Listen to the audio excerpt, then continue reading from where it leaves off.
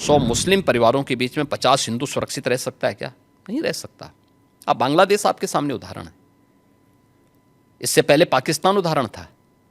अफगानिस्तान में क्या हुआ था? कहीं धुआं उड़ रहा हो या किसी को ठोकर लग रही हो तो हमें ठोकर लगे इससे पहले हम संभल जाएं। उत्तर प्रदेश में मुसलमान सबसे ज़्यादा सुरक्षित है, सबसे ज़्यादा सुरक्षित है। अगर हिंदू सुरक्षित है तो वह भी सुरक्षित है। 100 हिंदू परिवारों के बीच में 100 हिंदू परिवारों के बीच में एक मुस्लिम परिवार सबसे सुरक्षित रहता है।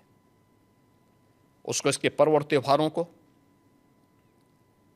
उसको अपने सभी मजहबी कर्मों को करने के लिए, या जिस मत और मजहब या संप्रदाय या सेक्ट का अनुयायी होगा उसको उस परंपरा के अनुसार अपने सारे धार्मिक मान्यताओं या उपासना विधि को पूरी स्वतंत्रता होती है। लेकिन मैं कहता हूँ 100 परिवारों के बीच में, एक हिंदू की बात तो दूर करिए, 100 मुस्लिम परिवारों के बीच में 50 हिंदू सुरक्षित रह सकता है क्या? नहीं रह सकता।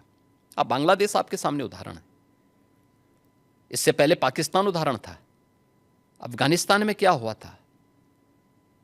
ये चीजें दिखाती हैं और होशियारी यही है कि कहीं धुआं उड़ रहा हो या किसी को ठोकर लग रही हो तो हमें ठोकर लगे इससे पहले हम संभल जाएं। तो वही संभलने के लिए बोला जाता है। हम तो सबके बीच सबको समान भाव से देख रहे हैं।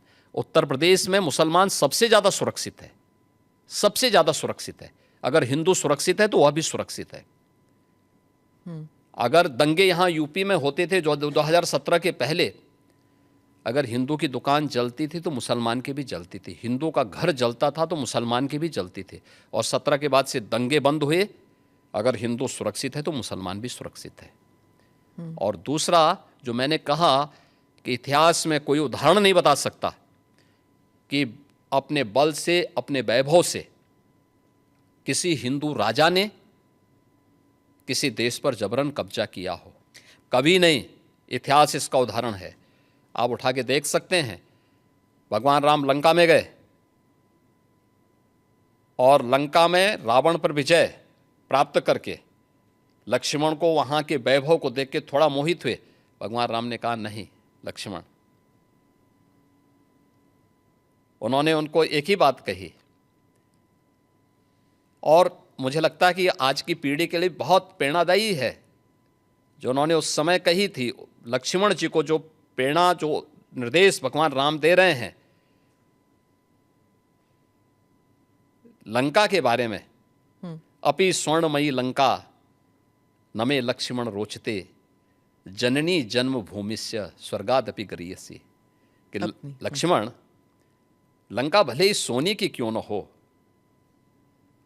लेकिन याद रखना ये मुझे रुचिकर नहीं लगती, मेरी रुचि का नहीं है। मेरा काम था माता सीता को दुरात्मा रावण से मुक्त करना, वो मैंने कर लिया है।